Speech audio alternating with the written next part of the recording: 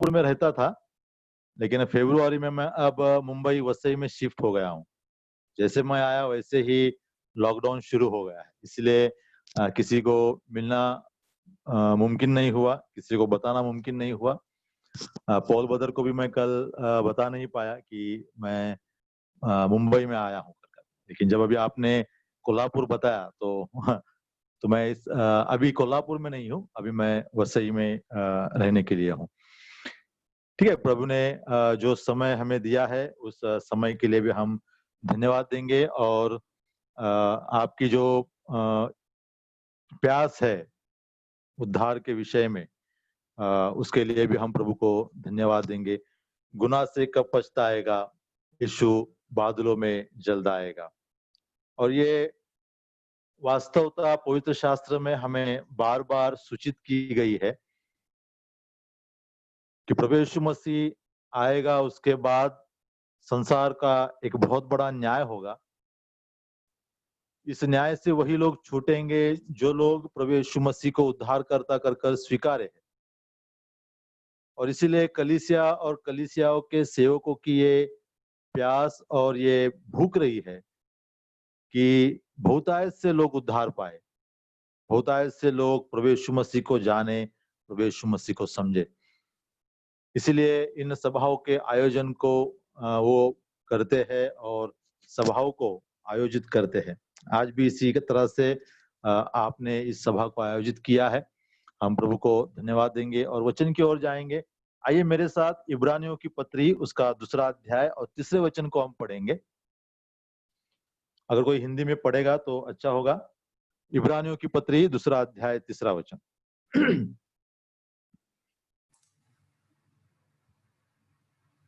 तो हम लोग ऐसे बड़े उद्धार से निश्चिंत रहकर कैसे बच सकते हैं, जिसकी चर्चा पहले पहल प्रभु के द्वारा हुई और सुनने वालों के द्वारा हमें इसका निश्चय हुआ।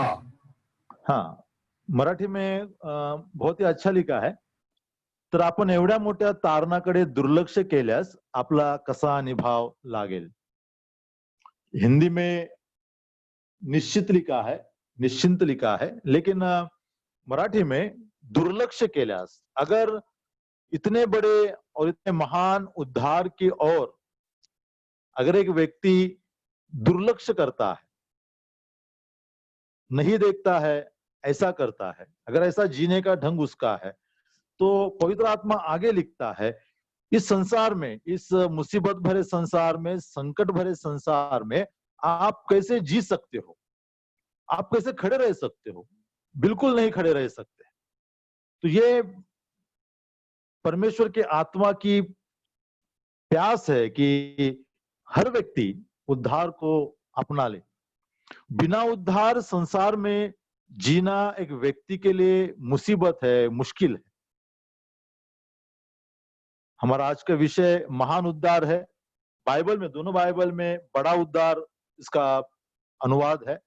लेकिन जब हम उद्धार के विषय में पढ़ते हैं या उद्धार के विषय में मनन करते हैं, तब हमें पता चलता है कि उद्धार केवल बड़ा नहीं है, उद्धार महान उद्धार है। इसलिए मैं उद्धार के विषय में उद्धार को महान उद्धार या ग्रेट सैल्वेशन कहता हूं, महान उद्धार। पवित्र शास्त्र बाइबल का मूल आशय या मूल विषय उद्धार है,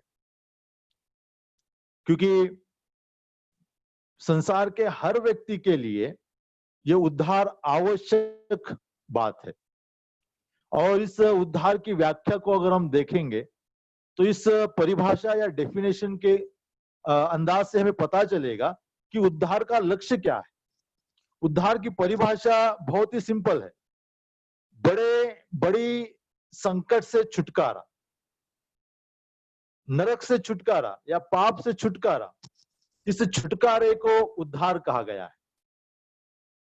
पवित्र शास्त्र बाइबल ये कहता है रोमियो की पत्री में, धर्मी कोई भी नहीं, एक भी नहीं, सबने पाप किया है और सब लोग परमेश्वर के महिमा से रहित है।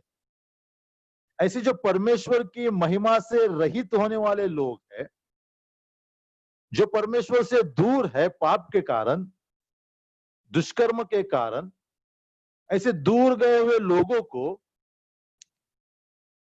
परमेश्वर के संगति में लाने का काम ये उद्धार करता है। इतना बड़ा काम, इतना बड़ा योगदान उद्धार हमारे जीवन में देता है, मनुष्य के जीवन में देता है। इसलिए ये उद्धार महान है। इस सत्र में हम इस महान उद्धार के कुछ विशेषताओं को देखेंगे। मेरा प्रयास ये है कि ये उद्धार अगर आपके जीवन में नहीं है तो इस उद्धार की ये सभी विशेषताएं आपके जीवन में नहीं है। वो व्यक्ति इस उद्धार की विशेषताओं से रहित है, वरन परमेश्वर इन बातों को उन व्यक्तियों के जीवन में देना चाहता है उद्धार के द्वारा। और यही आज के सत्र का एक प्रयास रहेगा कि उद्धार क्या है। हमने कई बार इस उद्धार शब्द को सुना है, कलीसिया में सुना है, सेवकों के मुंह से सुना है। कई बार तो जवान लोग या जवान लड़का लड़की परेशान हो जाते हैं कि क्यों कलीसिया के लोग, कलीसिया के प्राचीन या कलीसिया के अंकल लोग हमें उद्धार के विषय में पूछते हैं, क्यों दूसरे विषय के ऊपर इनका ध्यान नहीं जाता। कोई भी अंकल आता है कलीसिया का हो तो वो सच ऐसे ही पूछेगा क्या तेरा उद्धार हुआ है कि नहीं। असल में ये जनरेशन परेशान है। हम इसलिए इस उद्धार के सवाल को पूछते हैं हर व्यक्ति को, बुजुर्ग हो, बूढ़ा हो, स्त्री हो, पुरुष हो, जवान हो, क्योंकि उद्धार एक महत्वपूर्ण भाग है हमारे जीवन का।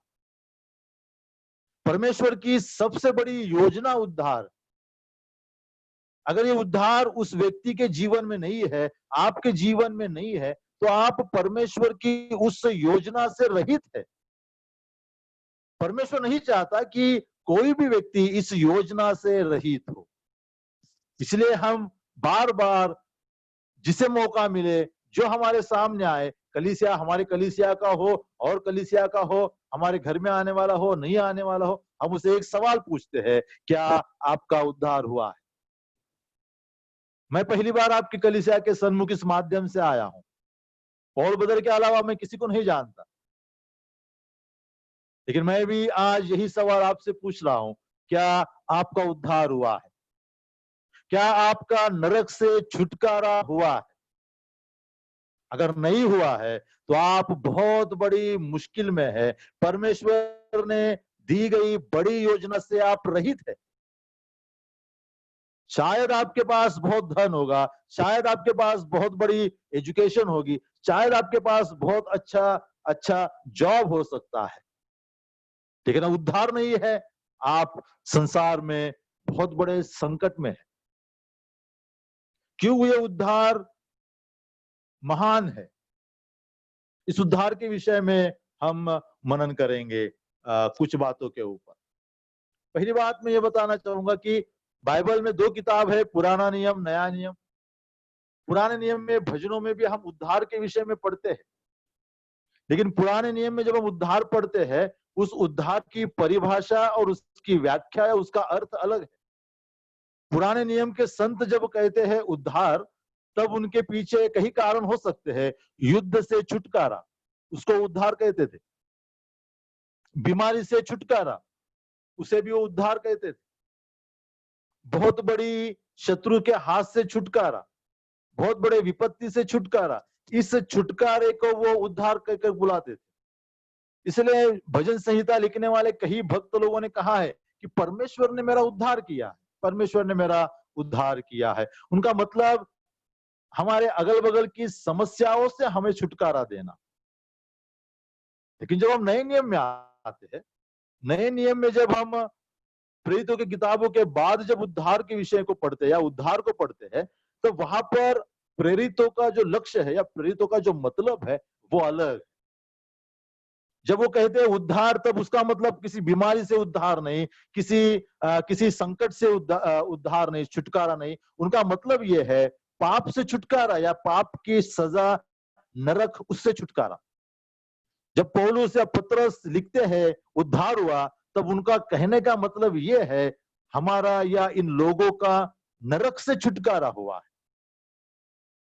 तो आज जब हम उद्धार के विषय में कहेंगे, हम पुराने नियम के उद्धार को सामने नहीं रखते हैं। आज हम नए नियम के उद्धार को सामने रखेंगे, नरक से छुटकारा देने वाला उद्धार, परमेश्वर के दंड से छुटकारा देने वाला उद्धार, हमारे पाप की मजदूरी से या पाप के सब वेदनाओं से छुटकारा देने वाला उद्धार, उस उद्धार के विषय में आज हम मनन करने जा रहे।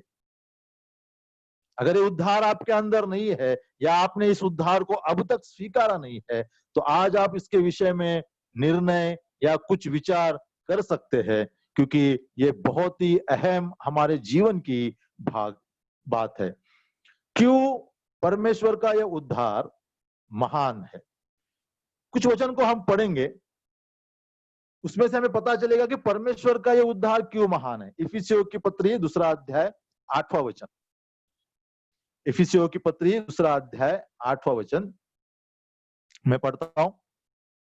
कारण कृपेनेच विश्वासाच्या द्वारा तुमचे तारण झालेले आहे आणि हे तुमच्या हातून झाले असे नाही, तर हे देवाचे दान है। पौलुस लिखता है कि अनुग्रह के द्वारा आपका उद्धार हुआ है और ये आपके श्रम से नहीं हुआ है। ये क्या है? ये परमेश्वर का दान है या फिर ये परमेश्वर के ओर से है। इसका मतलब परमेश्वर का वचन हमें ये बताता है कि उद्धार मनुष्य की योजना नहीं है, ये उद्धार परमेश्वर की योजना है।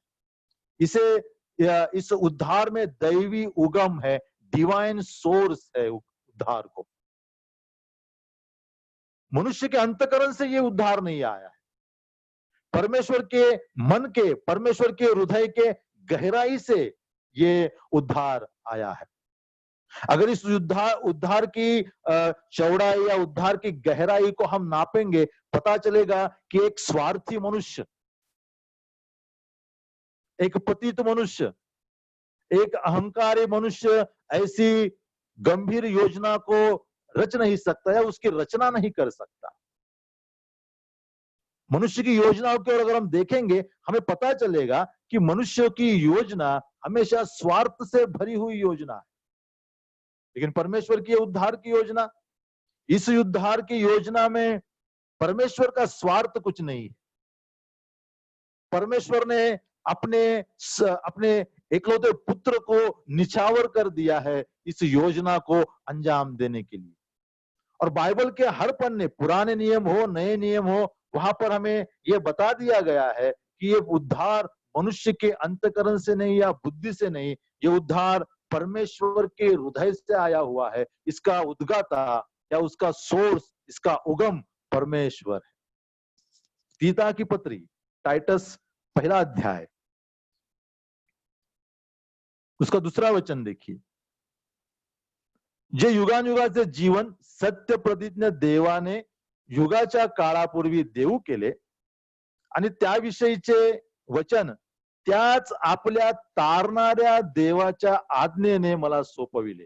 पौलुस यहाँ पर लिखता है परमेश्वर के विषय में कि हमारा परमेश्वर, उद्धार करता परमेश्वर ने इस उद्धार के वचन को मेरे पास सौंप दिया है। परमेश्वर को एक उपमा देता है। क्या उपमा है?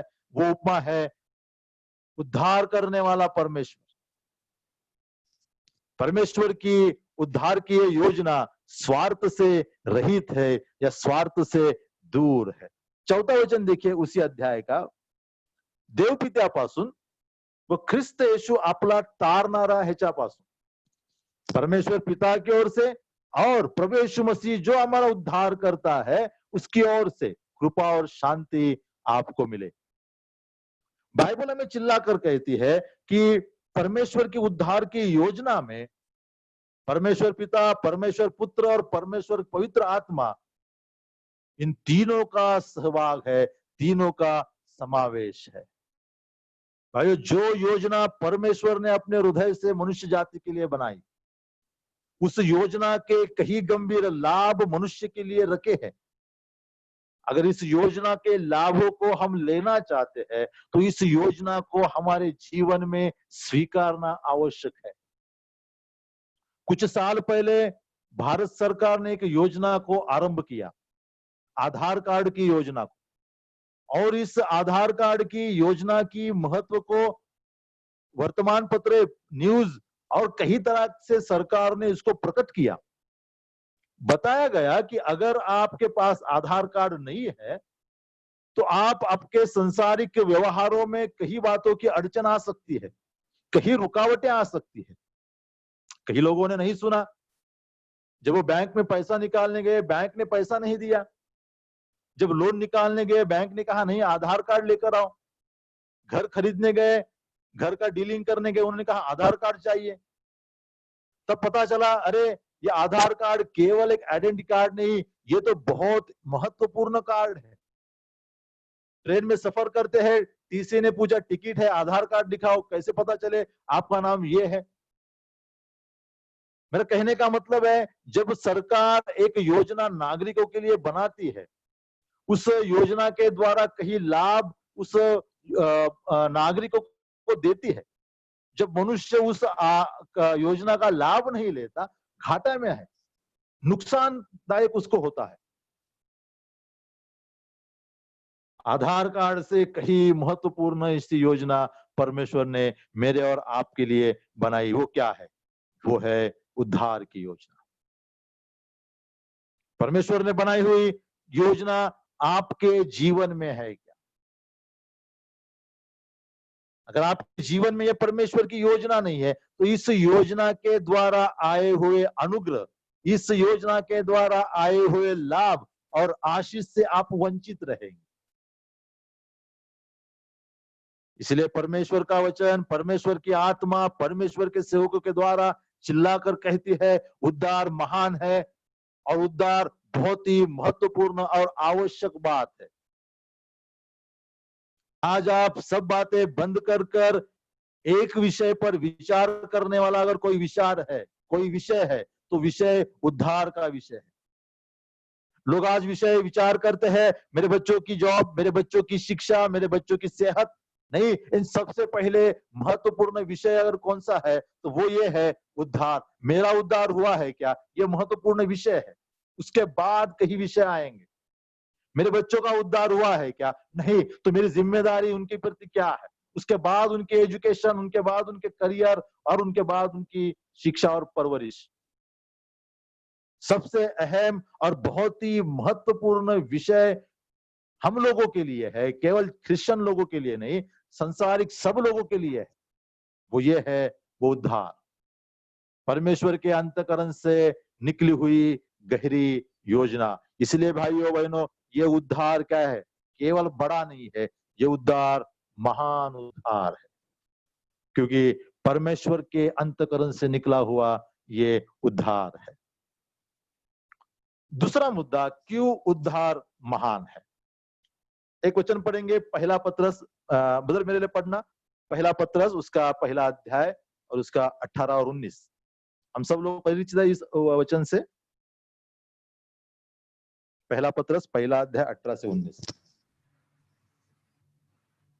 क्योंकि तुम जानते हो कि तुम्हारा निकम्मा चाल चलन जो बाप दादा से चला आता है, उससे तुम्हारा छुटकारा चांदी सोने अर्थात नाशवान वस्तुओं के द्वारा नहीं हुआ, पर निर्दोष और निष्कलंक मेमने अर्थात मसीह के बहुमूल्य लहू के द्वारा हुआ। बस, धन्यवाद ब्रदर। यहाँ पर एक महत्वपूर्ण बात पत्रस हमारे सामने दिखता है। उद्धार के लिए परमेश्वर ने क्या खर्च किया है। संसार में ऐसी कई बातें हैं, उन बातों का या उन चीजों का एक मूल्य होता है। कई चीजें हमें भेंट के स्वरूप में या गिफ्ट के स्वरूप में दी जाती है, उसके लिए हम खर्च नहीं करते, लेकिन इसका मतलब नहीं है उसका कोई मूल्य नहीं है। उन चीजों का मूल्य है। पिछले साल में एक भाई ने, मुझे पेनों का शौक है इसलिए एक भाई ने मुझे एक बहुत बढ़िया पेन दिया और उसने पूछा कि ब्रदर इसका पेन का कीमत कितना होगा। मैंने ज्यादा से ज्यादा 400-500 से शुरुआत किया, फिर नहीं तो मैंने कुछ 1-2 हजार बोला, नहीं तो उस पेन का कीमत लगभग 15,000। बहुत बड़ी कंपनी का पेन था। उस भाई को भी किसी ने गिफ्ट दिया था। उसने कहा कि ब्रदर मैं तो पेनों का यूज नहीं कर सकता, आपका हस्ताक्षर अच्छा है, आप इसको इस्तेमाल करें। हम दोनों ने इसके लिए खर्च नहीं किया। इतनी बड़ी रकम देकर एक पेन खरीदने की हैसियत हमारी नहीं। लेकिन इसका मतलब ये नहीं है कि इस पेन का कोई मूल्य नहीं है। उस पेन के लिए, उस पेन को बनाने के लिए कई लोगों की ह्यूमन हावर्स या मानवीय समय खर्च हुए हैं। कितना मनुष्य का समय खर्च होता है एक बात के लिए, एक चीज के लिए, उसके आधार पर उसकी बाजारी कीमत तय की जाती है। उसकी कीमत बाजार की 15,000 है। इसका मतलब हम पता कर सकते हैं कि उस पेन को बनाने के लिए कितने लोगों के श्रम उसमें इन्वेस्ट है। मैंने उसके लिए कुछ खर्च नहीं किया, उस भाई ने उसके लिए खर्च नहीं किया, लेकिन फिर भी पेन की कीमत मूल्यवान। ऐसे कई गिफ्ट्स हमें हमारे प्रियजन देते हैं जिसके लिए हमने कुछ खर्च नहीं किया होता, लेकिन हर वस्तु के लिए किसी ना किसी ने कीमत दी होती है।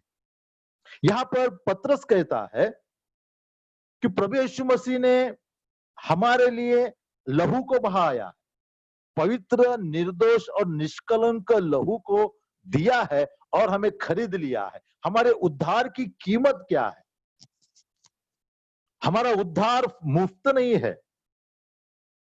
कई बार ऐसा सिखाया जाता है कि उद्धार मुफ्त है।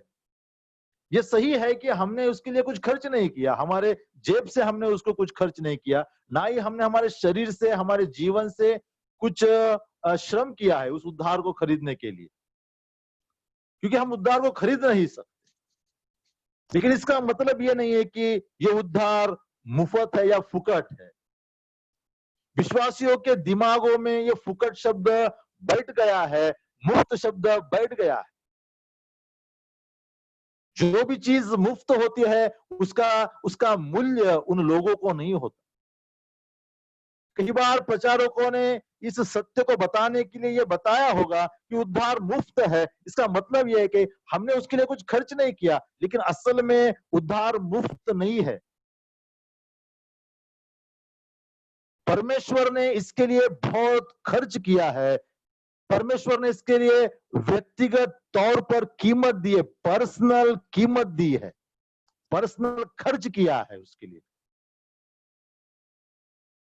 वहां पर इस बात को पतरस लिखता है कि प्रभु यीशु मसीह ने अपने मूल्यवान लहू को बहाया है। इब्रानियों की पत्री में हम पढ़ते हैं कि बिना लहू बहाए पाप की क्षमा नहीं होती। और हम मनुष्य जो आदम से जन्मे हैं, हमारे लहू में उतना सामर्थ्य नहीं है कि हम लहू बहाए और पाप की क्षमा हो जाए। इसलिए परमेश्वर मनुष्य बना, पापमय स्वरूप जैसे स्वरूप को धारण किया, मांस और लहू में आया, ताकि हमारे पाप का दंड वो भर सके। वो दंड ये है प्रभु यीशु मसीह का अपना पवित्र लहू। अगर किसी के मन में ये विचार है कि उद्धार तो मुफ्त है, नहीं, उद्धार मुफ्त नहीं है। पिता ने उसके लिए खर्च किया है। पिता ने अपने इकलौते पुत्र को खोया है, दिया है। प्रभु यीशु मसीह पुत्र, उसने अपने आप को 33.5 साल इस संसार में दिया है। मनुष्य बनकर वो रहा है, हमारे पापों को, हमारे गुनाहों को उठाया है, सूली पर अपना लहू और अपना देह अर्पण किया है। कैसे कह सकते हैं ये उद्धार मुफ्त है? उद्धार मुफ्त नहीं है। इफिसियों की पत्री में हमने पढ़ा कि केवल अनुग्रह के द्वारा, जब एक पापी व्यक्ति पश्चाताप करता है, प्रभु मेरे पापों के लिए तू मरा, तू गाड़ा गया, तू पुनरुत्थित हुआ, मैं विश्वास करता हूं, आज मुझे तू तारण दे, मैं तुझे उद्धार करता स्वीकारता हूं। इस विश्वास को अनुग्रह से पिता स्वीकारता है और हमें उद्धार यानी पाप की क्षमा देता है। असल में हमारे पश्चाताप में भी कुछ दम नहीं है कि परमेश्वर हमें उद्धार दे। इतना भी उद्धार हल्का नहीं है, केवल अनुग्रह है। इसीलिए पौलुस लिखता है कि अनुग्रह के द्वारा। अनुग्रह की परिभाषा ही वो है कि जो जिस बात के लिए हम लायक नहीं है, उस बात को हमें देना। विश्वासी सीना तान कर कहते हैं हम विश्वासी है, हमने विश्वास किया इसलिए उद्धार मिला। हमारे विश्वास में कुछ दम नहीं है। सारा दम और सारा ताकत प्रभु यीशु मसीह के लहू में है और अनुग्रह में है। अगर अनुग्रह नहीं है तो हमारा विश्वास काम नहीं करता। अनुग्रह के द्वारा हमें उद्धार मिला है। उद्धार मुफ्त नहीं है। जो लोग उद्धार की ओर पीठ करते हैं वो समझे आपकी हैसियत नहीं है उद्धार खरीदने की। पिता मुफ्त देता है उद्धार पुत्र को वधस्तंभ पे या क्रूस पर ठोक कर। अगर इस उद्धार की ओर आप पीठ करते हो, नजरअंदाज करते हो, बहुत बड़ा न्याय उन लोगों के ऊपर आएगा। उसका न्याय एक ही है, नरक है। कोई अधिकार नहीं इस पृथ्वी पर उस व्यक्ति को परमेश्वर से कुछ बातें मांगने का। आज केवल इस बात के लिए वो सुन रहा है क्योंकि आप उद्धार की इस योजना को स्वीकार करो। आज क्यों सरकार लोगों को मुफ्त खाना देती है? कोरोना कैंप में डॉक्टर्स और टीचर्स को काम को लगाया है। हमारे कलीसिया में एक भाई है हरीश गायकवाड़, उसे ड्यूटी लगी है केएम के इधर। उसने मुझे कहा ब्रदर बहुत अच्छा खाना इन बीमार लोगों को जो कोविड पॉजिटिव कर आते हैं उनको गवर्नमेंट देती है। क्यों देती है मुफ्त में खाना?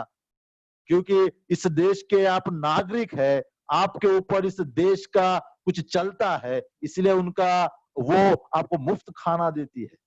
कोविड को आप बचे, आप घर में ना बैठे। कई लोगों ने इस बीमारी को छुपाया और मर गए। आप भी अगर उद्धार से अपने आप को छिपाओगे, नरक में मरोगे। कोई बचाएगा नहीं वहां पर, कोई रिश्तेदार नहीं, कोई नहीं बचाएगा, वरन परमेश्वर भी नहीं बचाएगा।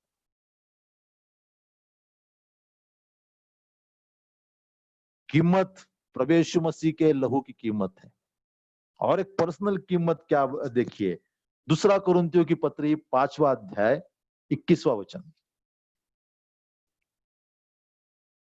ज्याला पाप ठाऊक नव्हते त्याला त्याने तुमच्या आमच्या करता पाप असे केले। जिसे पाप मालूम नहीं था, यानी कभी उसने पाप का विचार नहीं किया, पाप उसे छुआ नहीं, परमेश्वर ने पिता ने हम जैसे पापियों के लिए उसे पाप बनाया।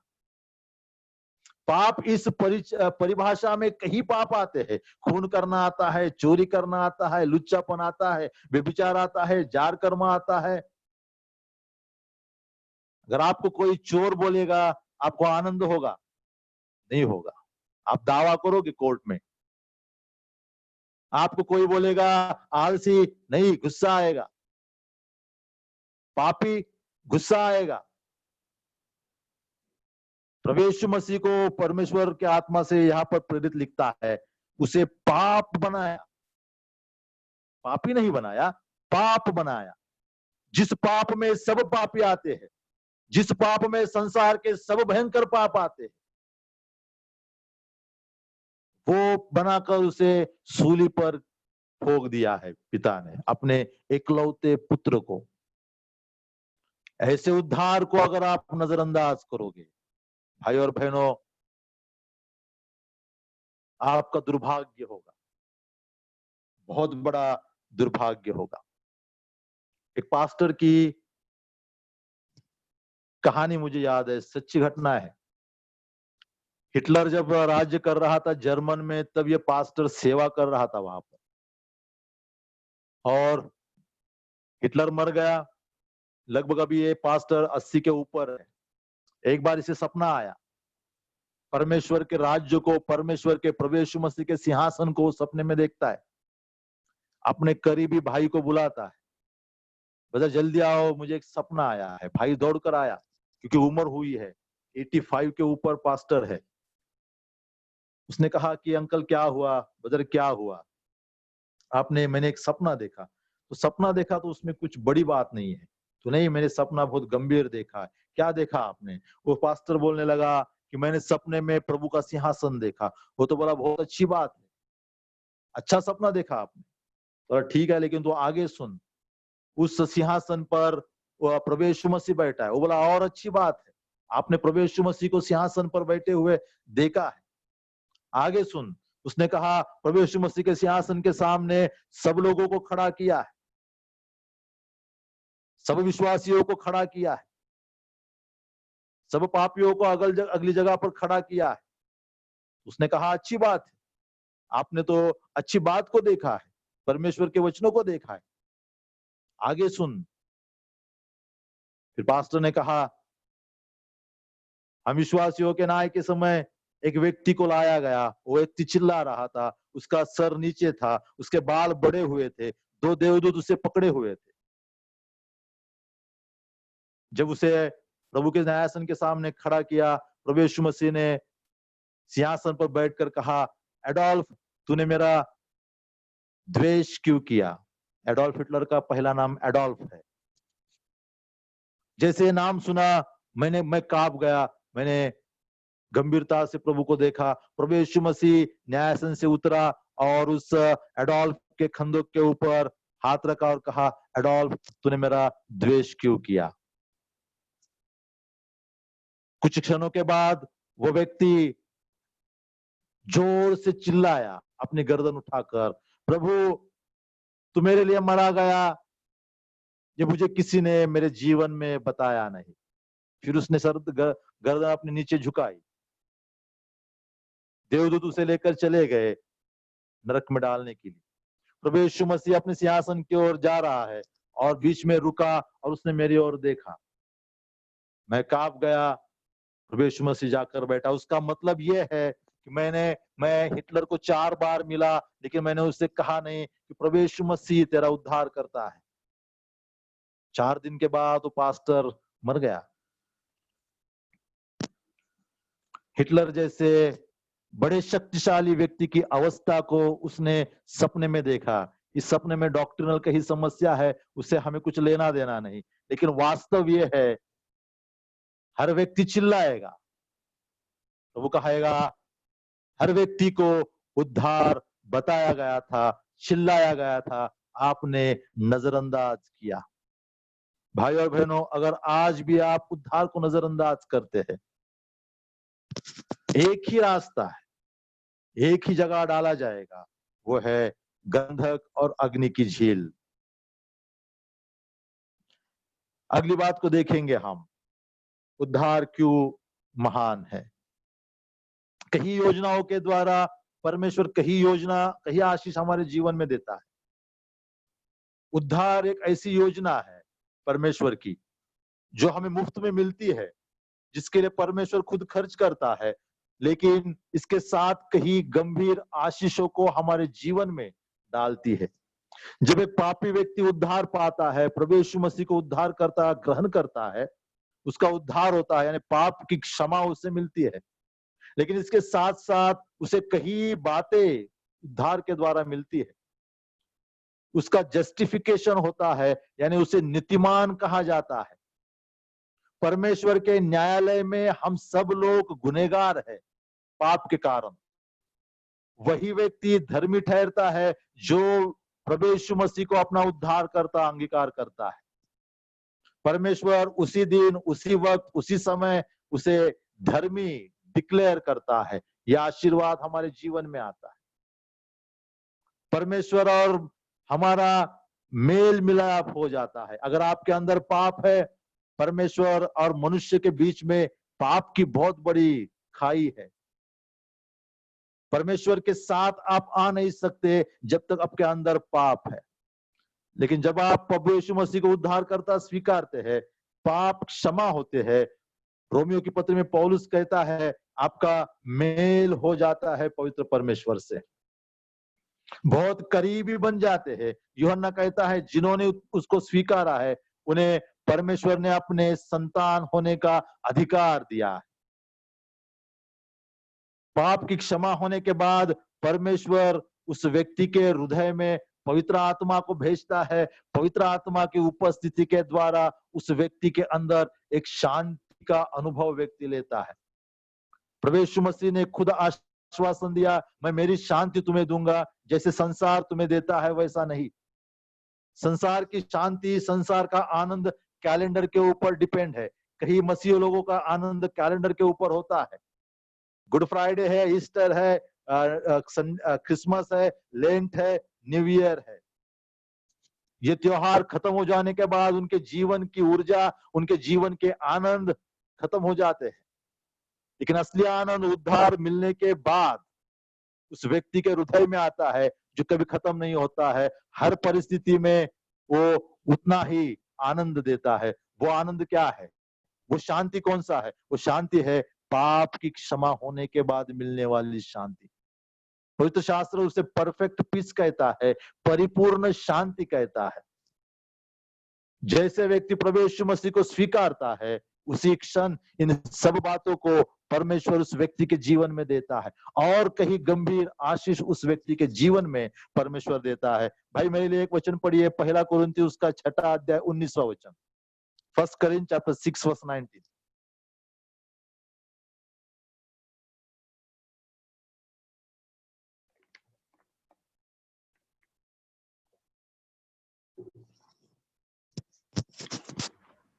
सिक्स और 9 6:19। क्या तुम नहीं जानते कि तुम्हारी देह पवित्र आत्मा का मंदिर है, जो तुम में बसा हुआ है, और तुम्हें परमेश्वर की ओर से मिला है, और तुम अपने नहीं हो। हाँ, बस बदल। यहाँ पर पौलुस ये लिखता है कि विश्वास रखने वाले व्यक्ति को परमेश्वर पवित्र आत्मा देता है। कुछ गिफ्ट्स मिलते हैं हमें, मैं वो कृपादानों के विषय में नहीं। पवित्र आत्मा उस व्यक्ति को परमेश्वर देता है। परमेश्वर के आत्मा की उपस्थिति उद्धार पाए हुए यानी प्रभु यीशु मसीह को स्वीकार करने वाले व्यक्ति के हृदय में हो जाती है। हमने देखा जस्टिफिकेशन, रिकंसिलिएशन, मेल मिलाप, परफेक्ट पीस, ये तो हमें मिलता ही है उद्धार के बाद, उद्धार के द्वारा ही आता है। लेकिन उसके साथ पवित्र आत्मा मिलता है। पवित्र आत्मा को व्यक्ति कहा गया है। ये कोई फोर्स या कोई पावर नहीं है। पवित्र आत्मा एक व्यक्ति है।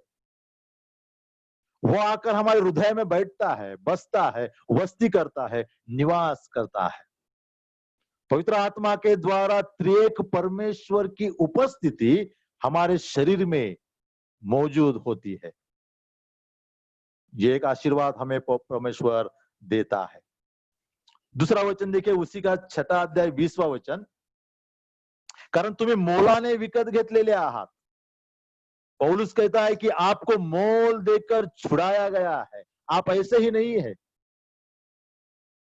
आप बिना मूल्य नहीं है, आप अनमोल हो। उद्धार के पहले कोई कीमत संसार में हमारे नहीं है, लेकिन उद्धार के बाद स्वर्ग के लिए हम मूल्यवान बन गए हैं, क्योंकि प्रभु यीशु मसीह के लहू की कीमत हमारे लिए दी गई है। यह आशीष है हमारे लिए। स्वर्ग हमारी ओर ताकता रहता है, ये मेरे लिए मूल्यवान व्यक्ति है। स्वर्ग हमारे और हमसे उम्मीद करता है, संसारिक लोगों से नहीं, हमसे उम्मीद करता है हमारे राज्य के लिए यह व्यक्ति काम आएगा। तीसरी बात, यूहन्ना का 10वां अध्याय 28वां वचन। प्रभु यीशु मसीह वहां पर कहता है कि मेरे हाथ से आपको कोई छीन नहीं लेगा और उसका कभी नाश नहीं होगा। मैं उन्हें सार्वकालिक जीवन देता हूं। प्रभु यीशु मसीह की ये गारंटी है। जो लोग प्रभु यीशु मसीह को उद्धार करता स्वीकारते हैं, प्रभु यीशु मसीह कहता है वो मेरे हाथों में है, मेरे मुट्ठी में है। संसार की ऐसी कोई ताकत नहीं जो मेरे मुट्ठी से आप लोगों को छीन ले। हम कितने भाग्यशाली लोग हैं। हॉलीवुड हो, बॉलीवुड हो, पॉलिटिकल लोग हो, इनको जो सेलिब्रिटी है उनको ZY+ सिक्योरिटी लेकर घूमना पड़ता है। ऐसे सिक्योरिटी में कई लोग मर भी गए।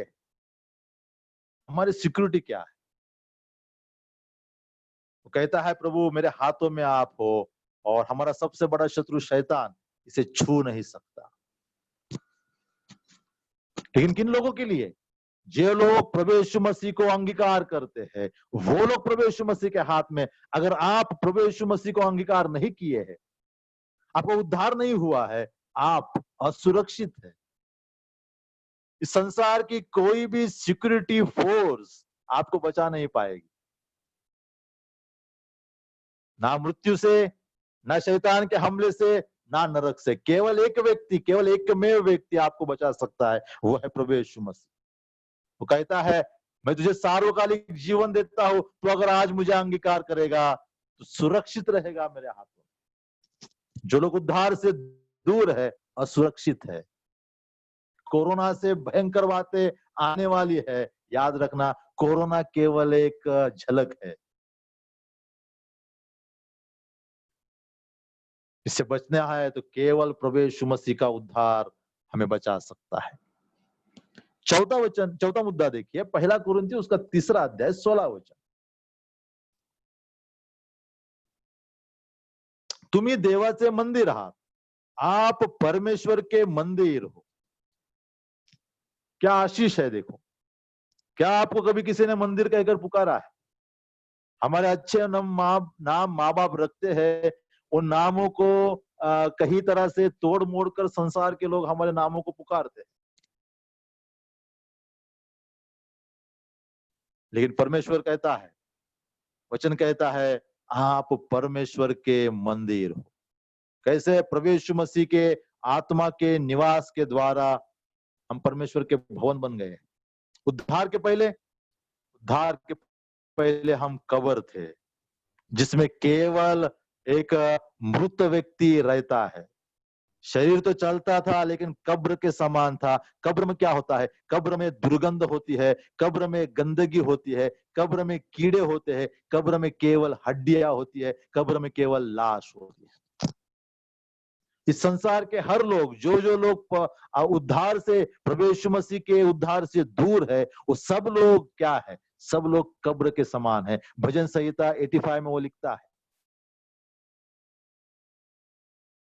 केवल उद्धार इस कब्र से निकाल के हमें मंदिर का दर्जा देता है। जो लोग उद्धार पाए हुए हैं, जो विश्वासी है, वो लोग आनंद इसलिए करते हैं क्योंकि हम क्या है? हम अब कब्र नहीं, हम अब मंदिर बन गए। हमारे अंदर दुर्गंध नहीं, हमारे अंदर आराधना का सुवास है। हमारे अंदर हड्डियां नहीं, हमारे अंदर एक अभी जीवंत और एक मांसमय हृदय है। नया जीवन हमारे अंदर है। लेकिन जिन्होंने अभी तक प्रभु यीशु मसीह को स्वीकारा नहीं, बाइबल स्पष्ट रीति से कहती है, आप कब्र के समान है, आप केवल हड्डियां है, आपके अंदर कीड़े हैं और आप केवल एक दुर्गंध है। वो दुर्गंध पाप की दुर्गंध है। आज आप इस रात को, इस समय आप इस दुर्गंध से, इस मृत्यु से, इस कब्र से बच सकते हो अगर आप प्रभु यीशु मसीह को उद्धार करता स्वीकारते हो, अपने पापों का पश्चाताप करते हो। प्रभु आपको मंदिर बनाता है। आपकी जात कुछ भी हो, आपकी उम्र कुछ भी हो, आपका रंग कुछ भी हो, आपका प्रांत कुछ भी हो, आपकी भाषा, आपका एजुकेशन, आपकी आयु और आपका धन कितना भी कम हो, प्रभु यीशु मसीह के उद्धार के द्वारा वो व्यक्ति मंदिर बनता है। कितना बड़ा आशीष उद्धार के साथ हमारे जीवन में दिया है। 5वीं पॉइंट की ओर हम जाएंगे। यूहन्ना का 10वां अध्याय 28वां वचन पढ़िए ब्रदर। क्यों उद्धार महान है? यूहन्ना 10:28।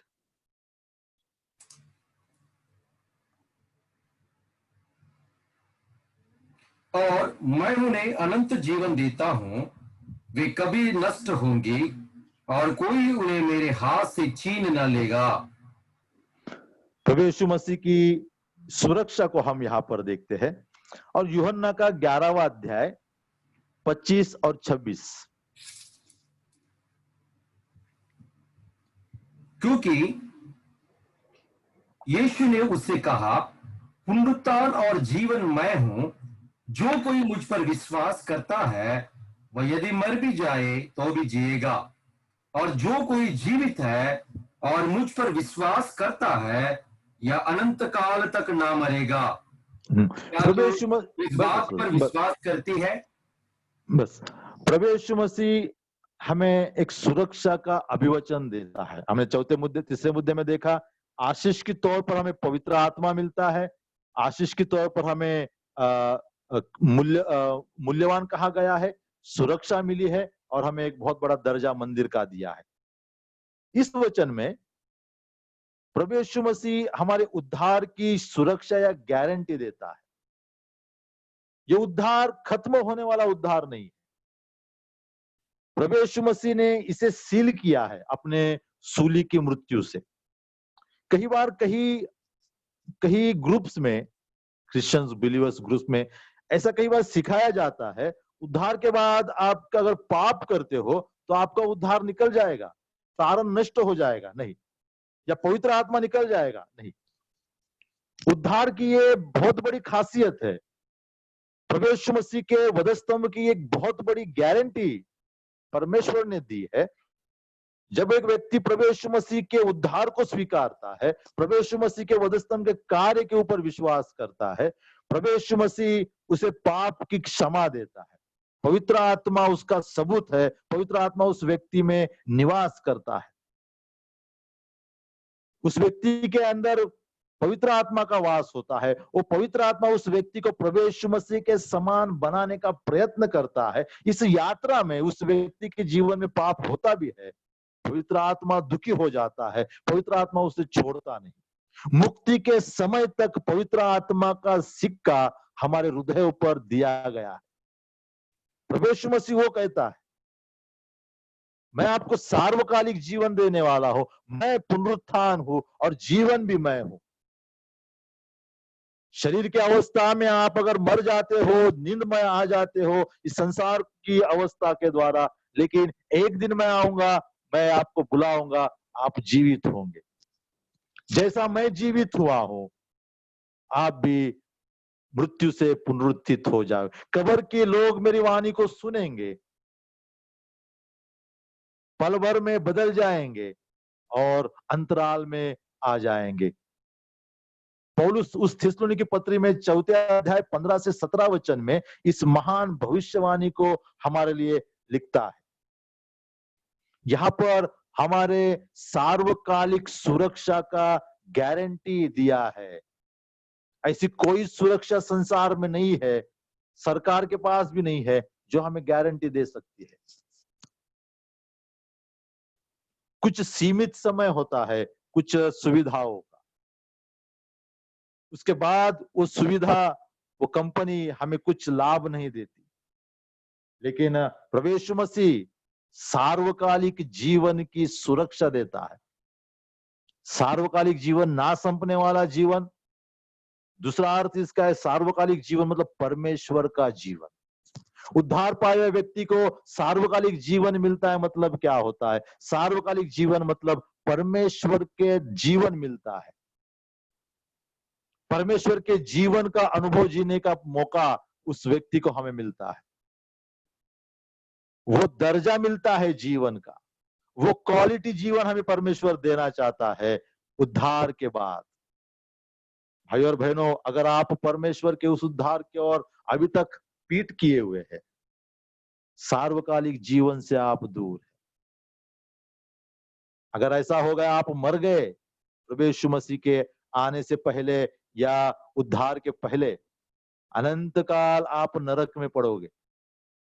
ना खत्म होने वाला दिन है, ना खत्म होने, वहां पर दिन नहीं, ना खत्म होने वाला अंधकार है। वहां की आग न खत्म होने वाली आग, वहां की प्यास न खत्म होने वाली प्यास है, वहां की वेदना न खत्म होने वाली वेदना है, वहां का दर्द ना खत्म होने वाला दर्द है। आज आप निर्णय ले सकते हो, अनंत काल नरक में पड़ना है या अनंत काल परमेश्वर का जीवन का अनुभव करना है। अनंत काल की गारंटी है, इसलिए ये उद्धार महान है। केवल बड़ा नहीं, ये उद्धार महान है, क्योंकि अनंत काल की सुरक्षा प्रभु यीशु मसीह इस उद्धार के द्वारा हमें देता है। अगला मुद्दा, क्यों उद्धार महान है? इफिसियों की पत्री 2 अध्याय 7वां वचन।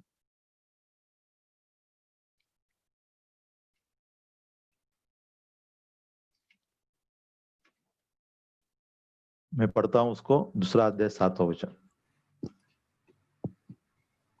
यासाठी की ख्रिस्त येशूच्या ठाई त्याच्या तुम्हा आम्हावरील ममतेच्या द्वारे येणाऱ्या युगात त्याने आपल्या अपार कृपेची समृद्धी दाखवावी। उद्धार क्या है? उद्धार में पौलुस लिखता है, प्रभु यीशु मसीह के अपार असीम अनुग्रह का बड़ापन या समृद्धि अमीरी प्रकट हुई है। उद्धार में परमेश्वर के अनुग्रह की असीमता प्रकट हुई है, जिसको हम नाप नहीं सकते। ये उद्धार इनकंपेरेबल है। इसकी कंपैरिटी किसी के साथ कंपैरिजन किसी के साथ हम कर नहीं सकते, अतुलनीय है। संसार में ऐसी कई बातें हैं जिनकी हम तुलना नहीं कर सकते। जब हम स्कूलों में थे तब ऐसे कई 7 वंडर्स के विषय में हमने पढ़ा है। ताजमहल है, हैंगिंग गार्डन है, ऐसे कई बातें थी जो संसार में चमत्कार कहकर मनुष्य उसके ओर देखता था। लेकिन इन बातों के बाद भी मनुष्य ने ऐसी कई बातें बनाई जिसके साथ मनुष्य तुलना करता है, तुलना की जा सकती है। पुराने बातों से कई अद्भुत बातें आज मनुष्य ने बनाई है। आज मनुष्य चंद्र पर गया है, मनुष्य मंगल ग्रह पर गया है, वहां पर जाकर रहने की योजना को बना रहा है, वहां पर घर बनाने की योजना कर रहा है। ये मनुष्य ने कभी सोचा नहीं था। ऐसी अद्भुत बातें करता है, मनुष्य कर रहा है। लेकिन परमेश्वर ने मनुष्य के पापों को क्षमा करने का और एक पापी मनुष्य से अनंत काल में रहने वाले मनुष्य में परिवर्तन करने की जो उद्धार की योजना है, इस उद्धार की योजना की तुलना कर सके ऐसी कोई योजना मनुष्य के पास नहीं है। प्रभु यीशु मसीह के क्रूस की तुलना कर सके ऐसी कोई योजना मनुष्य के पास नहीं है। आज वर्तमान में भी नहीं है और आने वाले भविष्य में भी नहीं है, क्योंकि योजना परमेश्वर की योजना है। इस योजना में परमेश्वर का प्रेम असीमृति से भरा हुआ है। क्रूस क्या है? क्रूस किन बातों से भरा हुआ है? क्रूस में केवल परमेश्वर का असीम प्रेम दिखाई देता है। एक पापी और क्रूर मनुष्य के लिए अपने पवित्र पुत्र को परमेश्वर ताड़ना करता है, लहूलुहान करता है, वेदना देता है। ये हमारे प्रति परमेश्वर का प्रेम है। क्रूस हमारे प्रति परमेश्वर का प्रेम है और उस क्रूस से आया हुआ ये उद्धार। ऐसी योजना मनुष्य ना बना पाया है, ना बना रहा है, ना ही आने वाले दिनों में वो बन पाएगी, क्योंकि वो प्रेम पतित मनुष्य के अंदर नहीं है, पापी मनुष्य के अंदर वो प्रेम नहीं है। केवल एक परमेश्वर, पवित्र परमेश्वर जो खुद प्रेम है, उसके अंदर ही वो प्रेम है। उस प्रेम से निकला हुआ वो काम है क्रूस, और क्रूस से निकला हुआ वो योजना है, वो है उद्धार। भाई और बहनों, आप कितने गंभीर योजना से दूर है। परमेश्वर खुद चकित है, क्यों पापी मनुष्य इस योजना को समझ नहीं पा रहा। पौलुस लिखता है कि प्रभु यीशु मसीह के मुख की ज्योति का प्रकाश हमारे चेहरे हृदयों में ना फैले, इसलिए शैतान बहुत बड़ा कोशिश करता है। अभी भी शैतान आपके हृदय और मनों में काम कर रहा है, क्योंकि इस उद्धार को आप ना अंगीकार करें, इस उद्धार की योजना को आप ना स्वीकारें। कई तरह से शैतान आपके जीवन में काम कर रहा है, कई तरह से मनों में काम कर रहा है, कई तरह से अंतःकरण में कई विचारों को ला रहा है। ये शैतान की योजना है। आप अनंत काल इस योजना से दूर रहे। पूरा प्रयत्न वो करता है, वो अंधेरा है, वो ज्योति को रोकने का काम करता है, वो शैतान है। यह अतुलनीय योजना है, इसलिए ये उद्धार महान है। भाई और बहन, मैं आनंदित इसलिए हूं क्योंकि 17 साल पहले मेरे जीवन में इस योजना को मैंने स्वीकारा। एक समय ऐसा था, मैं पुलिस में काम करता था, मैं मेरे जीवन को खत्म करने का योजना बना रहा था। आत्महत्या कैसे करना है, कैसे गोली मार कर लेना है। उस समय परमेश्वर के दास का वचन मेरे अंदर आया, वो आकर मुझे मिला। उसने मृत्यु न्याय के विषय में कहा, अगर तू प्रभु यीशु मसीह को स्वीकारेगा तो तेरे पाप क्षमा होगी। 17 साल पहले मैंने इस बात को किया और उस प्रभु यीशु मसीह के अनुग्रह का अनुभव लिया। उसके 10 साल बाद मैंने मेरे पुलिस की जॉब को छोड़ दिया। प्रभु यीशु मसीह के सुसमाचार बताने के लिए मैंने गांव में जाना पसंद किया। ऐसा एक मोड़ आया था। मेरी शिक्षा मुझे काम नहीं आई, यूनिवर्सिटी की शिक्षा मुझे काम नहीं आई। मैं खत्म करने को जा रहा था अपने आप को। आज जो आपके सामने बात कर रहा हूं, उसका श्रेय केवल एक है, उद्धार। उद्धार के कारण आपके सामने हूं। अगर नहीं मिलता, अगर नहीं अंगीकार करता, तो मैं आज किसी फोटो में रहता। भाइयों बहनों, अगर आप ऐसे जीवन के मोड़ पर हो, जीवन से तंग आ गए हो, जीवन की असफलताओं से घिरे हुए हो, पैसों की समस्याओं से घिरे हो और समस्याओं का अंत आपको केवल मृत्यु दिखाई दे रहा है, एक रास्ता है, वो है प्रभु यीशु मसीह। वो रास्ता है उद्धार। आज आप पुकार सकते हो तो पुकारिए, प्रभु यीशु मसीह उस सभी समस्याओं से आपको निकालेगा। सबसे बड़ी समस्या पाप की मजदूरी है, उससे निकालेगा। बाकी आपको मिला हुआ नया जीवन, बाकी आपको दी गई नई ताकत के द्वारा संसार की समस्याओं पर आप विजय प्राप्त करते जाओगे। संसार के लोगों के समान हम हेल्थ प्रॉस्पेरिटी गॉस्पेल नहीं बता रहे। आपके अंदर कार आएगी, आपका बंगला बन जाएगा, आपका बैंक बैलेंस बन जाएगा। प्रभु यीशु मसीह ने इस आश्वासन को दिया नहीं बाइबल में। वो केवल ये अनुमति देता है, मैं आपको सार्वकालिक जीवन दूंगा, मैं आपके पापों को क्षमा करूंगा, आपको नया मनुष्य बनाऊंगा। वो नया मनुष्य इस संसार की सभी समस्याओं पर विजय प्राप्त करने का हक और ताकत रखता है। मेरे पास कोई गाड़ी नहीं आई, मुझे कोई धन नहीं मिला, केवल मुझे एक आनंद मिला पाप की क्षमा का, परमेश्वर की ओर शांति मिली। मृत्यु से मुझे खींच कर निकाला, जीवन की ओर लाया और प्रभु यीशु मसीह की सेवा में मुझे खड़ा कर दिया। अगर आप अभी भी उद्धार से दूर है, आप बहुत बड़ी समस्या में है।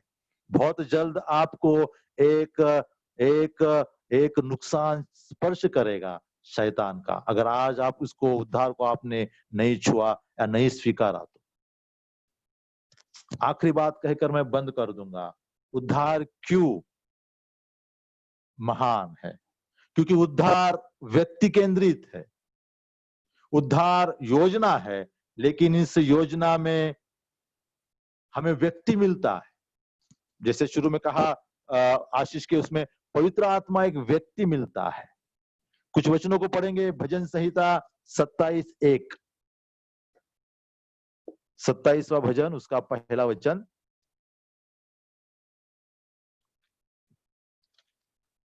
परमेश्वर माझा प्रकाश व माझे तारण है, यहोवा मेरा प्रकाश और मेरा उद्धार।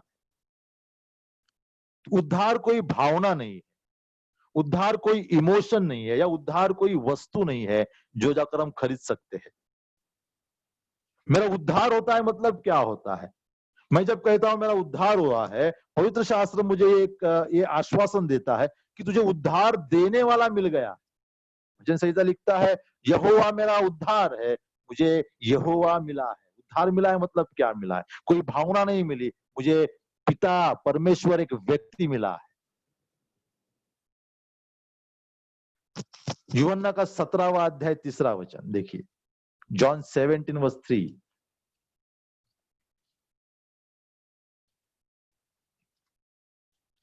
प्रभु की प्रार्थना है। प्रार्थना में प्रभु क्या कहता है?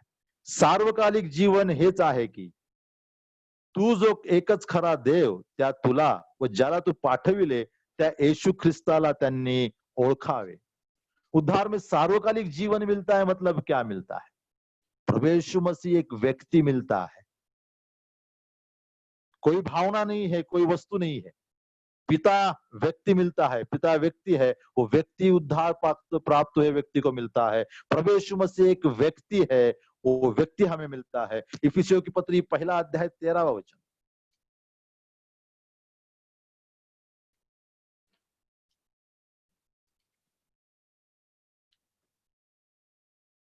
तुम्ही ही सत्याचे वचन म्हणजे तुमच्या तारणाविषयीची सुवार्ता ऐकून घेतल्यानंतर त्याच्यावर विश्वास ठेवला आणि त्याने देऊ केलेल्या पवित्र आत्म्याचा तुम्हावर त्याच्या ठाई शिक्का मारण्यात आला। पौलुस क्या लिखता है, जब आपने उद्धार का वचन सुना, सत्य वचन सुना, यानी सुसमाचार सुना, और जब आपने उसके ऊपर विश्वास किया, तब क्या हुआ, तब आपको पवित्र आत्मा का सिक्का दे दिया, स्टैंप दे दिया, यानी पवित्र आत्मा आपको मिल गया है। पिता मिला है, पुत्र मिला है, पवित्र आत्मा मिला है। एक व्यक्ति की शादी होती है, शादी में क्या होता है, शादी कोई भावना नहीं, शादी में वस्तुएं भी मिलती है, लेकिन एक बहुत बड़ी व्यक्ति हमें मिलती है। उस व्यक्ति को एक पत्नी मिलती है, पत्नी को एक पति मिलता है। गिफ्ट तो मिलते हैं, सबसे बड़े गिफ्ट शादी में ये है, पत्नी को पति और पति को पत्नी मिलती है। व्यक्ति मिलते हैं एक दूसरे को। उद्धार में क्या है, जस्टिफिकेशन हमने देखा, सब देखा। हमें पिता मिलता है, पुत्र मिलता है, पवित्र आत्मा मिलता है। इसलिए भाई और बहनों, उद्धार महान है। संसार में ऐसी कोई ऐसी व्यवस्था या ऐसी कोई योजना नहीं जिसमें त्रिएक परमेश्वर मिलता है। केवल उद्धार है, जिस उद्धार के द्वारा हमें परमेश्वर मिलता है। क्या अभी भी आप इस उद्धार को स्वीकार करना पसंद नहीं करेंगे? क्या अभी भी आप अपने हृदय को पत्थर करेंगे और पीठ करेंगे, मेरा कोई नुकसान नहीं, मुझे केवल दुख होगा, सबसे ज्यादा दुख पिता को होगा जिसने आपके लिए पुत्र को वधस्तंभ पर दिया है। हम वेदना के साथ इसलिए कहते हैं, पुत्र का बलिदान, परमेश्वर पिता का जो प्रेम है और पवित्र आत्मा की जो काम करने का, उसको कन्विक्ट करने का जो काम है, उसको आप नजरअंदाज करते हो। अगर पवित्र आत्मा आपको स्पर्श करता है, आपके पापों को दिखाता है, उद्धार की जरूरत और महत्व को दिखाता है, आप प्रभु यीशु मसीह को आज उद्धारकर्ता स्वीकार सकते हैं। मैं यहाँ पर बंद करता हूँ। प्रभु आपको सहायता करे, जो लोग उद्धार पाए वो धन्यवाद दे, उपकार स्तुति करे कि ये महान उद्धार हमें मिला है। इसके कारण हमें परमेश्वर की कई उपलब्धियां हमारे जीवन में आई है। लेकिन जो उद्धार नहीं पाए हैं, फिर एक बार वो अपने अंदर झांक कर देखे, इस योजना को देखे, आंखें खोलकर, हृदय को खोलकर देखे, कितना बड़ा अनुग्रह परमेश्वर हमारे लिए रख छोड़ा है। ऐसा करने के लिए और प्रभु यीशु मसीह का उद्धार स्वीकारने के लिए प्रभु आपको सहायता करे। दिए गए समय के लिए मैं प्रभु को धन्यवाद देता हूँ और आप सभी को धन्यवाद देता हूँ। आमीन।